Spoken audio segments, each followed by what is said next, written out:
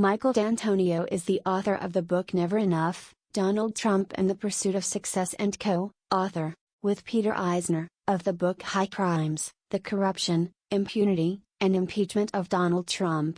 The opinions expressed in this commentary are his own. View more opinion on CNN.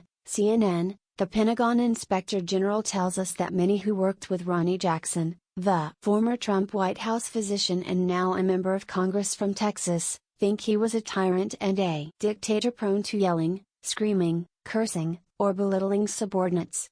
Witnesses say he suffered meltdowns and tantrums and made sexual and denigrating comments about a female subordinate, allegations he denies. Trump called this man one of the finest people that I have met, and then similar accusations scuttled his attempt to make Jackson his Veterans Administration chief, so he created a new job for him, assistant to the president and chief medical advisor.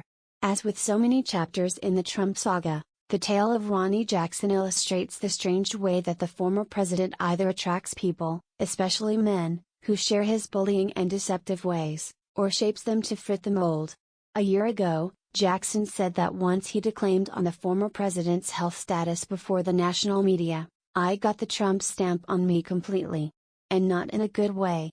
The association would end up serving him well just the same. Jackson, who also served as White House physician for Barack Obama, gained national attention, and Donald Trump's devoted support, in 2018, when he declared Trump to be in excellent health, despite being obese, because of his good genes.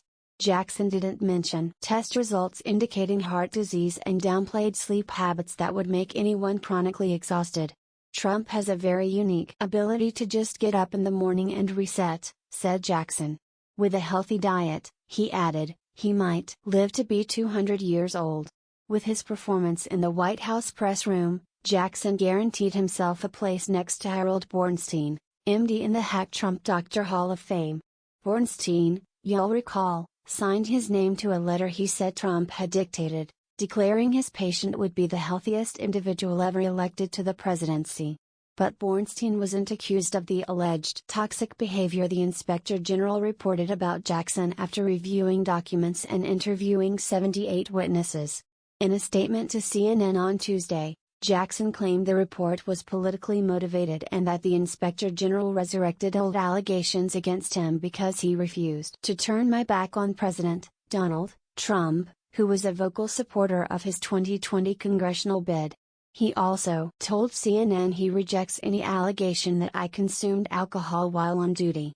The egg probe, which began in 2018, uncovered problems far more serious than goofball claims that Trump is a superior human specimen who could defy medical science on things like diet and exercise. According to the IG, witnesses allege that Jackson broke rules by drinking alcohol on presidential trips and taking prescription sleeping pills that could have impaired his responsibility to take care of the president. In the report, witnesses on a presidential trip to the Philippines during the Obama administration described Jackson's alleged behavior of heavy drinking and mistreatment of subordinates, with one witness saying he made a sexually inappropriate comment. Though concerning, the reported incidents involving alcohol and pills were not as widely noted as allegations of Jackson's abusive behavior as a leader. Out of 60 people who spoke to the IG about Jackson's leadership, only 13 shared positive comments. Another 38 offered accounts of unprofessional conduct. One person said Jackson established a workplace where fear and intimidation were kind of the hallmarks of him, his command, and control of his subordinates. This should sound familiar. Fear figures so prominently in Donald Trump's leadership style that Bob Woodward titled his 2018 bestseller about the 45th president Fear, Trump in the White House. In his account of his years as Trump's lawyer, Michael Cohen described a bully, a con man and a cheat who would insult his own children. In light of what Cohen and Woodward had to say about their subject, the IG report about Jackson suggests he was just the type of person Trump had in mind when he said in 2016 that he would surround himself with only the best people. In office, Trump then presided over an administration that was racked by scandals, many of which were caused by the behavior of the best people. Turnover occurred at an astonishing rate as high-level appointees ran into ethics scandals. But Jackson's stock rose, and he showed he was willing to shamelessly spin the press, just like his boss. In February 2018, Trump appointed Jackson to replace the head of the VA who had, himself, been felled by a scandal. 2 months later, Jackson withdrew from consideration amid allegations of misbehavior, which he termed completely false and fabricated. Those allegations closely resembled the charges detailed in the Newegg report. "These are all false accusations," Trump told Fox Friends in a phone call at the time. "There's no proof of this. Has got a beautiful record." Last year, in true Trumpian fashion, Jackson would trade on his relationship with the president as he campaigned for his new job representing Texas' 13th District. Trump did not actively campaign for him, but had privately urged him to run, and Trump allies and aides pitched in to help him get elected, according to a report in the New York Times.